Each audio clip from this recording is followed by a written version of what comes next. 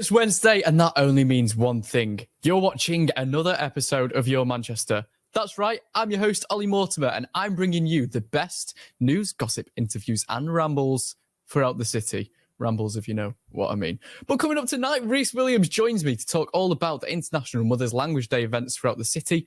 Ashley Stone brings his latest review from the Rain Dance Colour Festival. And then later on in the show, I'll be speaking with the amazing Jill Nalder as she gets ready to headline Hope Mill's Turn On Festival. Finally, my favourite part of each week, Your Film, where Hayley talks about the latest and greatest in the world of TV and film. So stick with me. It's an amazing show that's lined up for you tonight.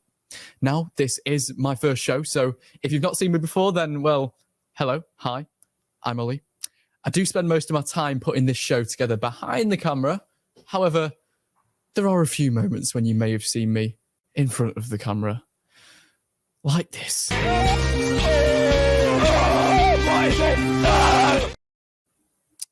Or this.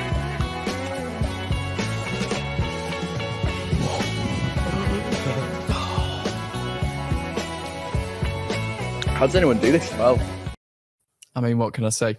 They put me through the ringer here, but all that matters is that I'm here guiding you through the latest and greatest within our city tonight. And that starts with my first guest, Reece Williams, who's here to talk all about the new International Mother's Language Day events, which are going to be ongoing throughout the city from the 1st of February all the way to the 31st of March. And Reece joins me now. How are you doing, Reece? Really well, thank you, Oli. How are you? How's things? Not too bad, not too bad. Now, I just want to start by asking, first of all, what is International Mother's Language Day? So, International Mother Language Day is an annual celebration. It's a UNESCO-designated day, designated to celebrate the role, the power, and the importance of the mother language. So, it started and originated in Bangladesh, where the people of Bangladesh fought to have the Bangla language recognized as a language in and of itself, and they fought for International Mother Language Day to be recognized. So we now celebrate it internationally and worldwide. So it's a fantastic annual celebration of language. Okay, and why is it important that we celebrate that here in Manchester? Really good question. So at the last census, we found that over 200 languages are actually spoken in Manchester. So, wow, okay. Yeah, so we're a real city of language. We're a city that celebrates the power of communication.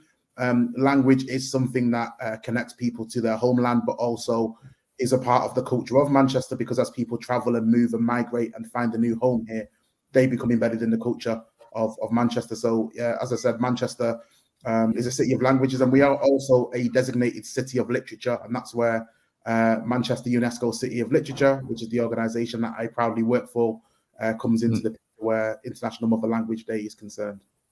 Absolutely. And speaking of Manchester being a UNESCO city, as of 2018, we did become a UNESCO city. What does that mean for people who don't know? So what it means is, firstly, it's an international recognition that we do literature well. We have some really world-leading writers that are based here. We have fantastic universities with exceptional world-leading teaching curriculums where English language and literature is concerned. We're a city of poetry. There's so many amazing things that we do well where literature is concerned. We're a city of libraries and a city of reading. And so I guess what that means for the people of Manchester is it's another thing for us to be really proud of. We're one of only 40 plus cities of literature, wow. Which is a really prestigious award. Okay, and International Mother's Language Day event, there's going to be 25 different events going on throughout the city. Can you tell me a little bit about what people can expect? That's right. There's an absolutely massive range of International Mother Language Day events. So just to say, kind of International Mother Language Day itself takes place on the 21st of February. Yes. But we have a range of events taking place from the 1st of February. Everything from international language comics to multilingual choir workshops to conferences that are around translation to you name it, we've got it. There's something for everybody. Definitely an amazing program that's curated by a range of really broad partners, from publishing houses to the universities to libraries to cultural organizations and arts organizations based here in Manchester. And so it's a huge thing, isn't it? Yeah, it's massive. We also have an international element as well. As I said, we are a city of literature. We have an international chain poem that at present has 13 contributions from 13 different respective cities. which is going to be on display in Central Library throughout the month of February and March. So there's so much for us to be excited about. Absolutely. And there's three main highlights going on here. And the first of these is Multilingual Museum. Tell me about that. Well, the Multilingual Museum, I guess it's an opportunity for people to interact with language in a really visceral and visual way. Again, if you kind of check out our website, it'll give you the full information. I'm trying not to take up the whole show here, but yeah, it's just an opportunity for people to interact in a visual way with multilingualism. Yeah. Okay, well, where will these events be taking place then? There are lots of different locations, libraries, performance spaces, art centres such as Z Art. So yeah, they're all over the place. The university, the Forum Library in Wythenshawe is hosting events. Yeah, there's lots of activities happening everywhere. Okay, amazing. Well, I can't wait for that. So make sure that you check out all of the events that are ongoing throughout February and March within Manchester for the International Mother's Language Day events. See if you like the sound of any. If they tickle your fancy, why not? Go and attend the event. But still to come tonight, I'll be speaking with the incredible actor, activist and author Jill Nalder, and Hayley's got all the latest in the world of film and TV. So don't go anywhere. It's a great show. I can promise you that much. But first, our Ashley Stone went to check out the Raindance Colour Festival recently, and he's here with his review of the night. Check this out. Hi, Ashley Stone here for your Manchester, and I'm live at the Opera House in the heart of the city for the Raindance Colour Festival. It's a one-night only event, and it's celebrating fantastic music in aid of Manchester Mind and mental health charities. Now, we've got a fantastic live performance. You can probably hear a little bit still going on. We've got the King of Bhangra, Malkit Singh, MBE, and also the fantastic R&B fusion. Also, we've got Navin Kindra, which is UK's fastest rising Asian singing sensation. It's an absolutely fantastic electric night. It really is a colour music festival.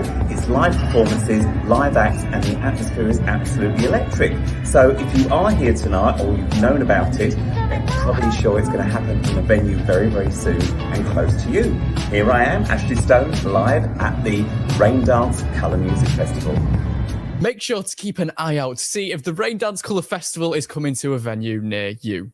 Now, about to join me, though, is one truly inspiring woman, Jill Nalder. Jill is an actor, author, and activist who has done so much for our society within the awareness of AIDS and HIV. And more recently, her story inspired the hit Channel 4 show It's a Sin, which I'm sure you've heard of or if not watched because it was so good and critically acclaimed and such an emotional story. But not to mention that she'll be headlining Hope Mill's Turn On Festival this Saturday. But before she does any of that, she joins me right now in this cold Wednesday weather, but not in Manchester as she's in Switzerland. How are you doing, Jill? I am very well, thank you. It's cold here as well, I can tell you now. Yesterday, at some parts around here, it was about -10, -11, so it's cold. -10, -11. I don't think I should really be complaining then, should I? So we're here to talk all about your story, as you've got one story which I think that people need to hear. So we're going to go back to the beginning, which was when you started off in Swansea and then you moved to London, studied drama at college. Can you tell me a little bit about that period of your life? Well, I belong to something called the West Glamorgan Youth Theatre, and that was a very inspirational organisation for young people in Wales, in West Wales, in West Glamorgan. And that inspired me really to join, to audition for drama school and go to London. I wanted to go to London because I thought that was where it was all happening and life would be very exciting. And so that's what inspired me. I was inspired to work in the theatre, which is what I love, what I still love. So that's what took me to London. And for a while in London, it was great, wasn't it? You made an amazing group of friends. You were devoting your life to theatre and drama. But then you started hearing what you called whispers of a gay flu. What happened then?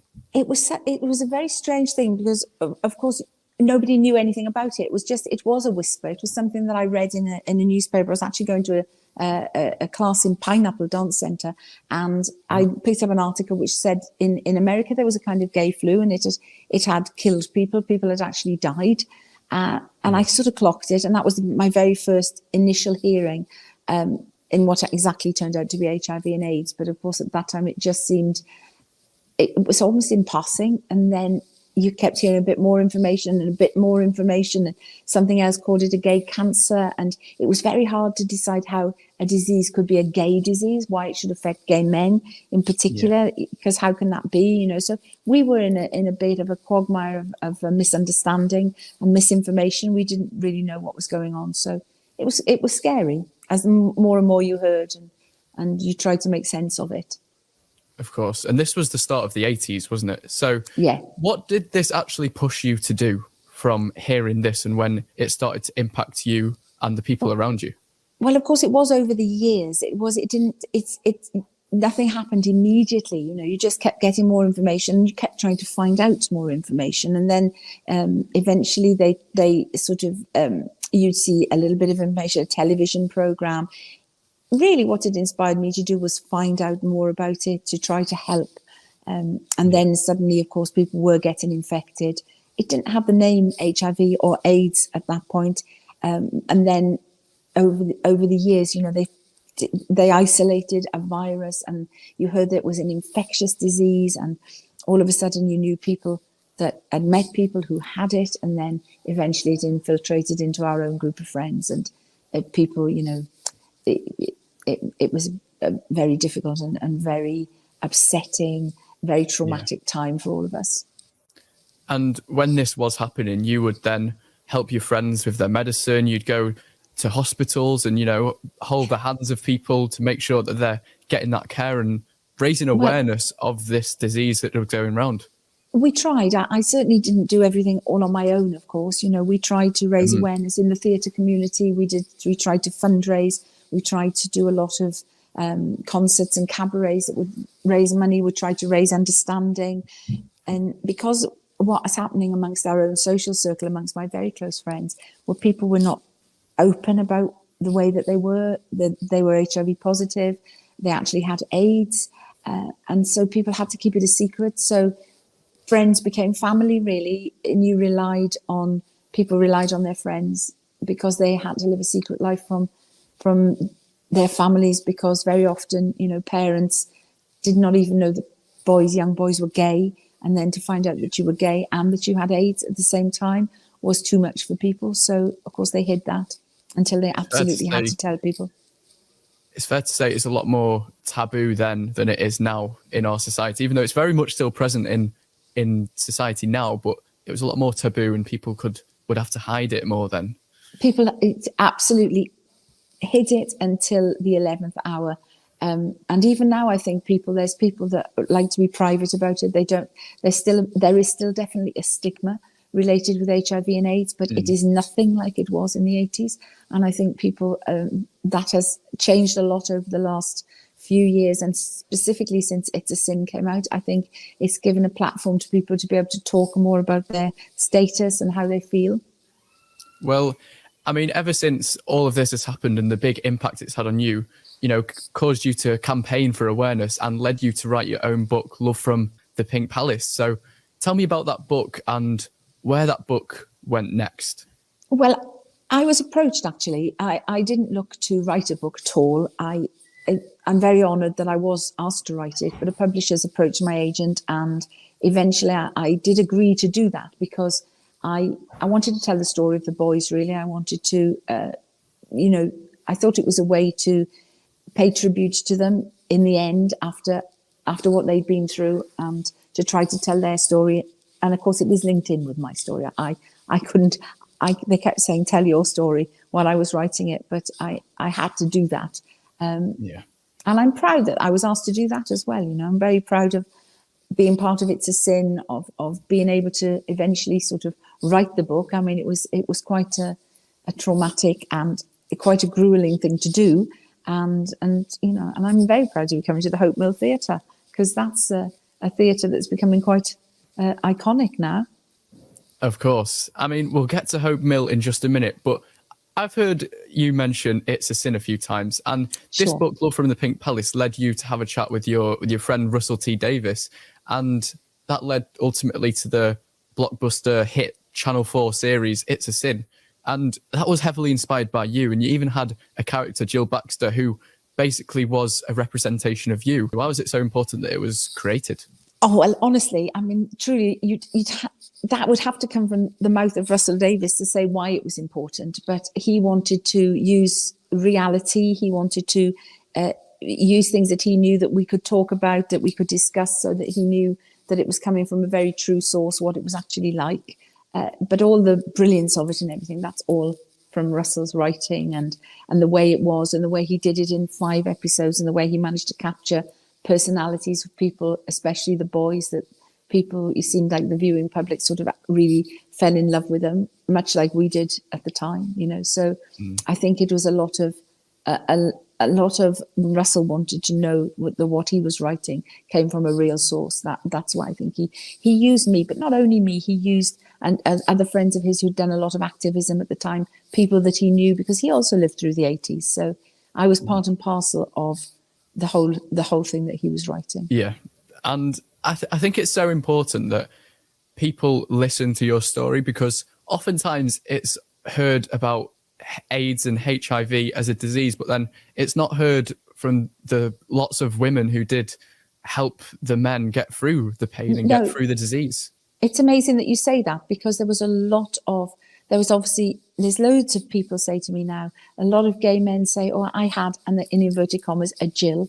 They had people who helped them. There were also nurses, there were doctors, there were people on the front line here doing amazing work. And there was certainly a lot of women involved. And Russell himself said there were a lot of lesbian nurses, a lot of lesbians on the front line helping their gay male friends, you know. So I think the gay community, LGBTQ plus community in total, changed the face of how people saw AIDS, because realizing that they were not getting kind of mainstream help, they acted for themselves, and that involved a lot of women. Absolutely. Well, this Saturday, people can come down to Hope Mill as you're headlining their Turn On Fest. What is it that they can hear in this conversation with you? Well, first of all, it will be discussing It's a Sin. It will be discussing Love from the Pink Palace.